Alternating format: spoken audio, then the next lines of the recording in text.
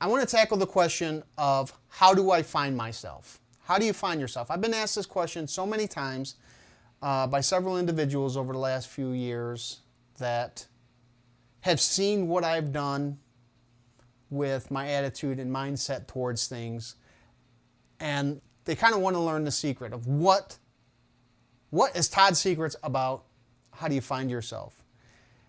And that's a really hard question to answer. And the answer that I give may not be the answer that, hey, you want to hear, or an answer that pertains to your life. But there is still things that you could do to learn from my trials, because we're all a product of, to some extent, of our environment, what we expose ourselves to, what we allow into our head, and of course, our friends, right? We're a product of that and the advertisements, and the list goes on and on and on. So how do you become a better version of yourself, or how do you find who you are? And what has worked for me is it started, like I said, with meditation and, of course, educating myself. And what do I allow into my mind? Negative versus positive. It's not a complex equation that you need to solve. But the problem is where, and I fell victim to this too, you look for external stimuluses or activities to define who you are. You know, like when it was scuba diving. Everything was scuba diving, okay? Every post become about scuba diving on social media. When I talk to people, I had to bring up scuba diving. That became my world. But we all know people who do that. People who practice martial arts. That's all they talk about. When you meet them, that's all they talk about. Because they've made their world around that activity. It's not who they are, it's what they fucking do. All right? And once you get past the ego part of things, the ego is a beautiful thing, and I don't want anybody to misconstrue that, because the ego could make us do things that we might not necessarily think that others think that we could do. So that ego gets us driven, that gets us going to where we want to go. The reason ego can be kind of a dangerous thing is, and I've felt victim to this too, because I couldn't take an objective look in the mirror for myself to save my life. You know, everything had to be my way, right? Like go diving. When is the next dive? I didn't ask my wife, hey, when can I go diving again? Honey, do you got plans next weekend? Do you mind if I go diving? No, it's like, honey, I'm going diving next weekend. I was a little overbearing with the scuba diving, and you're probably watching this video right now and just like laughing and saying, yeah, that's true, asshole.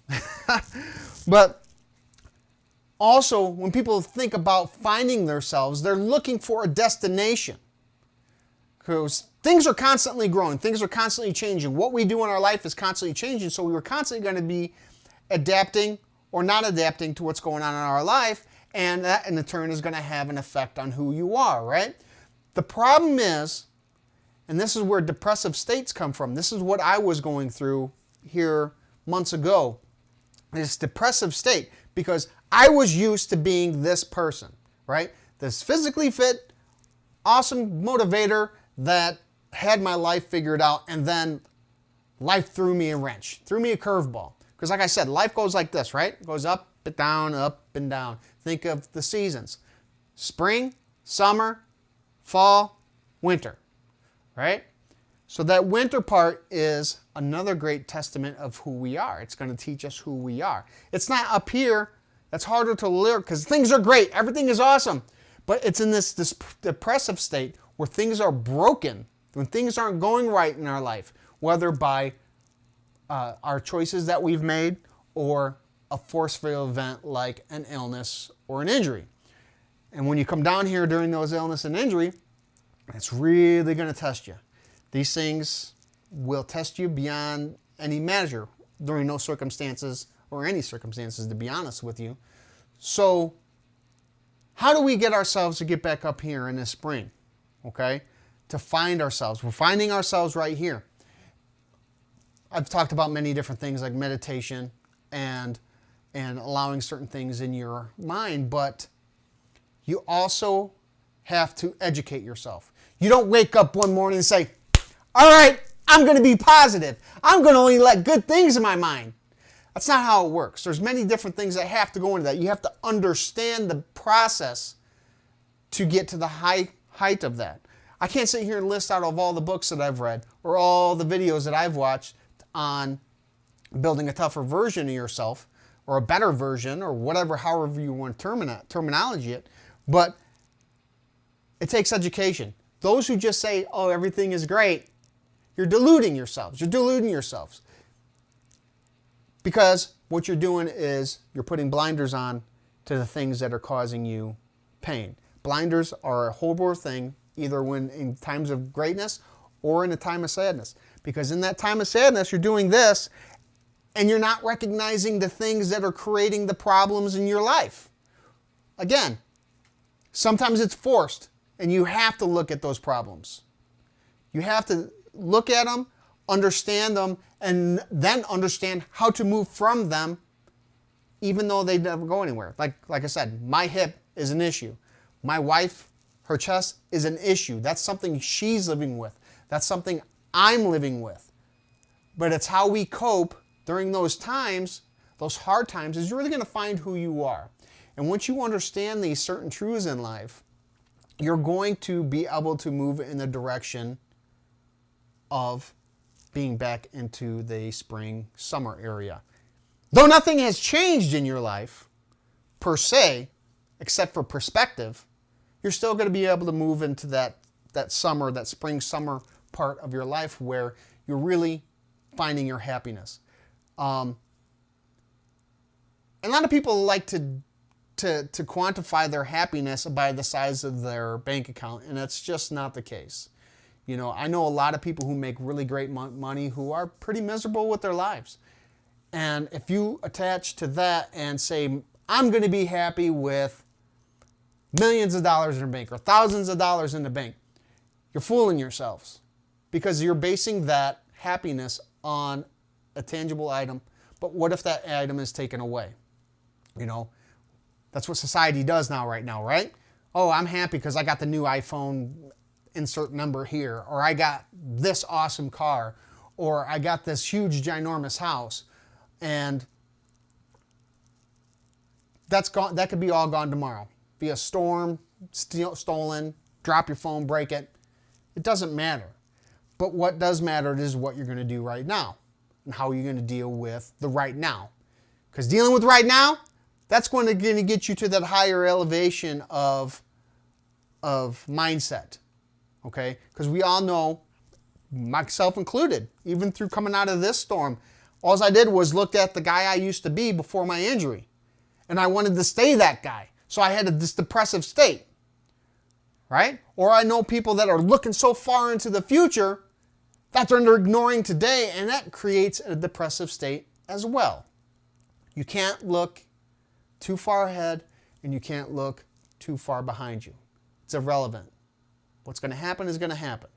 So for me, I have to live in the day-to-day. And when you live in the day-to-day, educate yourself, do the mental trainings, you know, the education and the meditation, you find who you are. It becomes like, you know, the veil is lifted and you could see clearer of your world around you. And that's just it. And here's the last thing I would have to say is, when you're on this journey of discovery, of finding who you are, is people probably won't always understand because they're used to seeing you in this box. This is you living in this box in their little world of their vision of you. And as soon as you start going outside of that box, oh my God, what's going on? What's going on? Oh, they try to push you back into this box. So you have to not allow that to happen. And that could be very difficult sometimes and problematic because there's people that you might really care about that you might have to limit your exposure to until you have that discovery of you. You know, it's all about finding you so that one day you can just be you and not worry about what anybody says about you. Because best piece of advice that I could give right now is that no matter what you do in life, you could do everything perfectly. Perfectly. Somebody's going to talk shit. Somebody's going to try to knock you down. Somebody's going to try to derail what you're trying to do for yourself. And a lot of times it's because they have inadequacies with themselves.